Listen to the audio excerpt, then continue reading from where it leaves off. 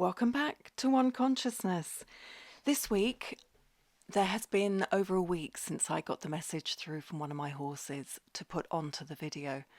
The reason being that every time I'm doing these messages now, I seem to need to sit with them for longer and longer and let them permeate through before I can actually put the video out for them.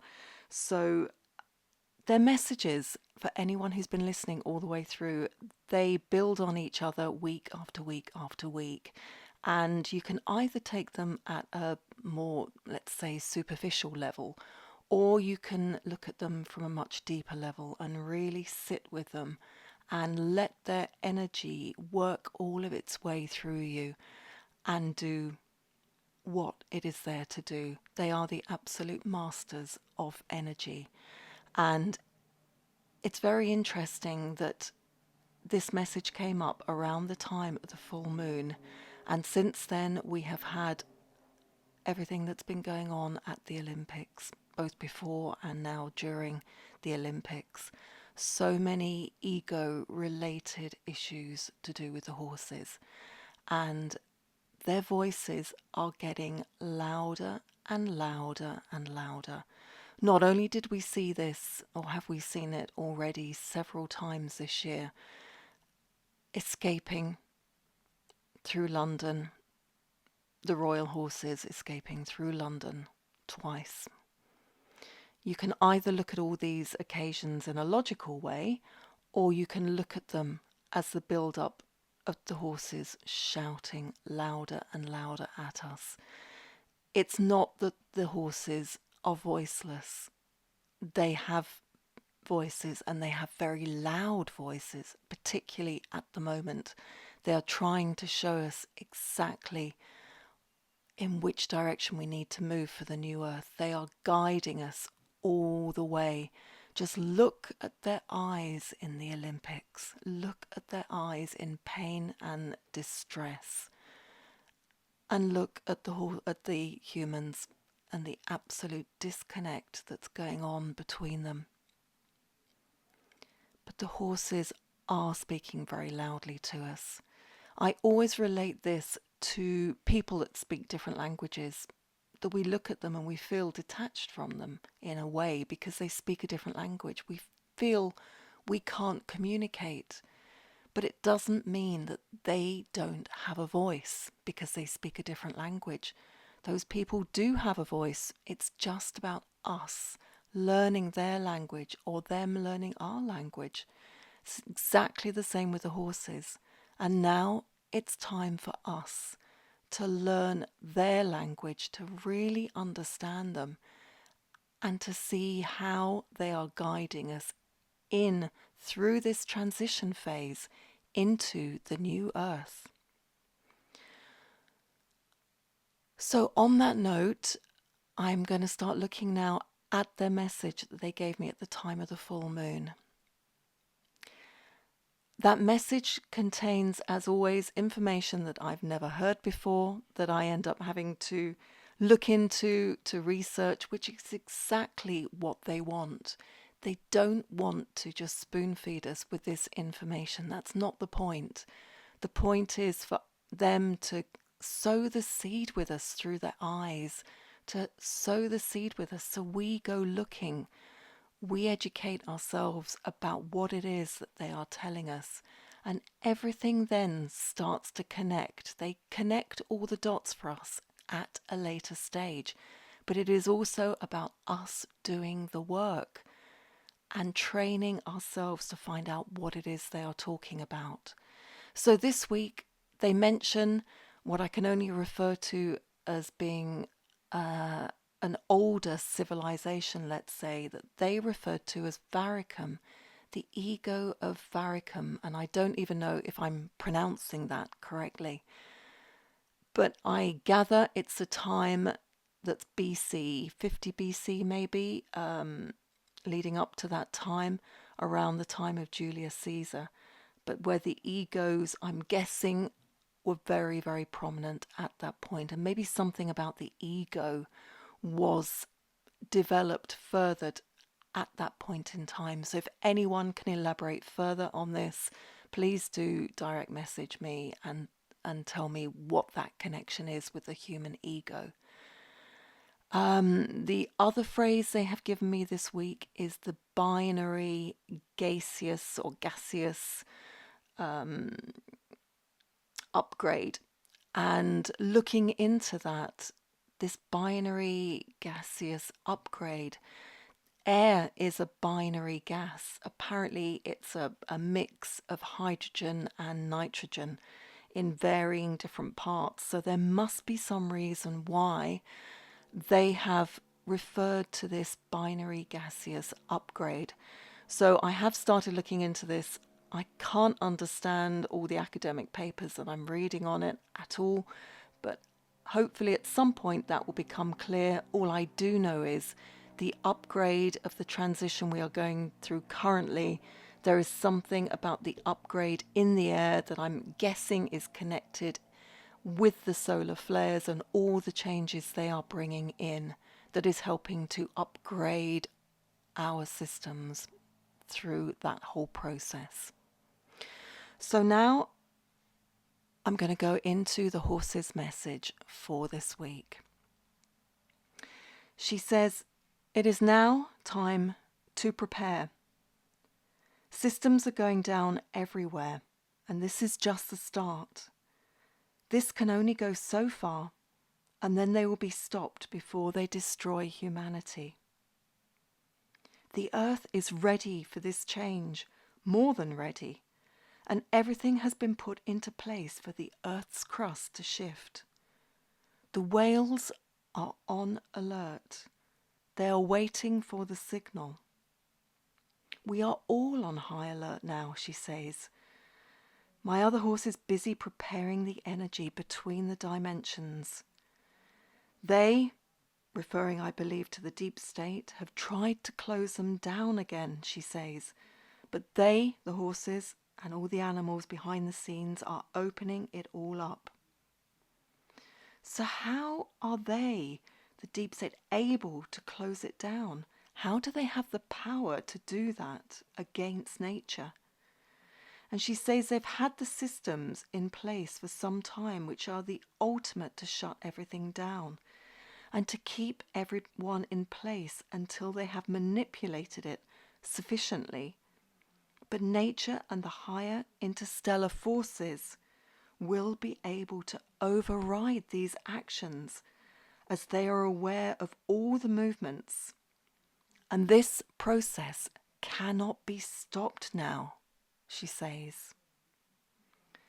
So many of the animals are holding space and will be tapping into the higher forces to know what they have to do and when. And this will all go off like dominoes when it does go off. It will be one thing after another that falls.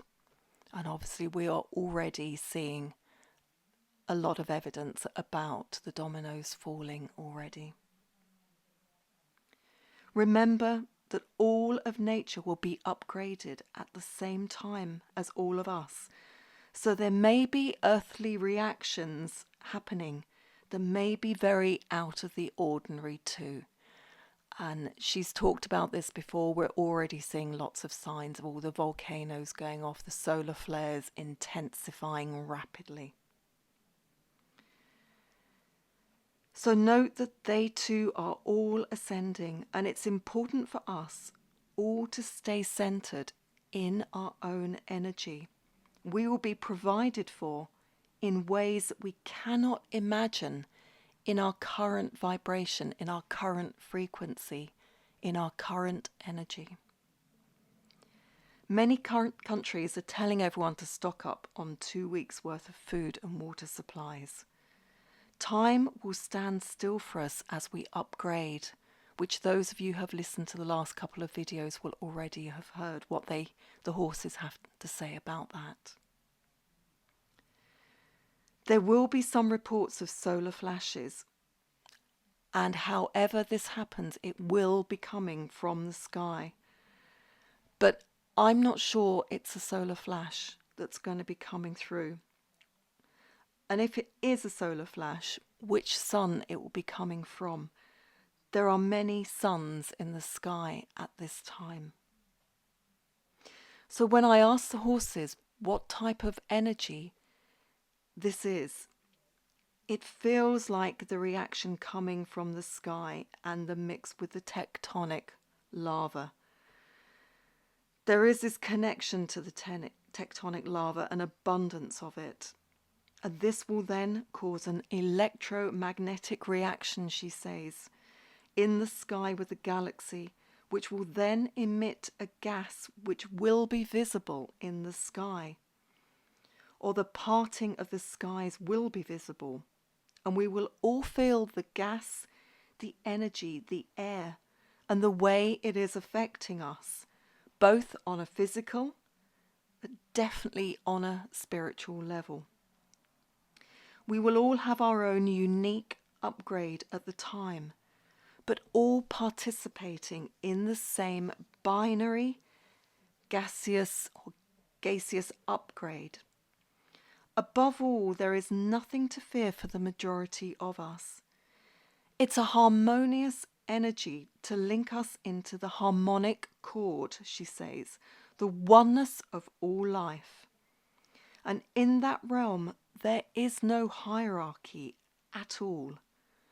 We behave as one, but it will be for the greater good and not for us individually. The ego will fall to the wayside. The ego forms or has formed the web of deceit around the earth. It created the grids that were set up around us in those electromagnetic fields. The ego is not what we believe it to be. That everyone had one, yes, but it has been set up that way, she says. Subconscious programming may be to blame here for that, in inverted commas, ego. The messages from the horses has always been to set ego to one side, to go into your soul. And that is where life is, your mission, love of oneness and the sacred codes. Ego has kept many of us in the dark and away from those codes. But imagine if our ego were all to fade to dust, where would we all be? Our egos will be dissolved, she says. The ego of Varicum, or Vericum, as I mentioned, I'm not sure how to pronounce that word, that civilization. That place, maybe.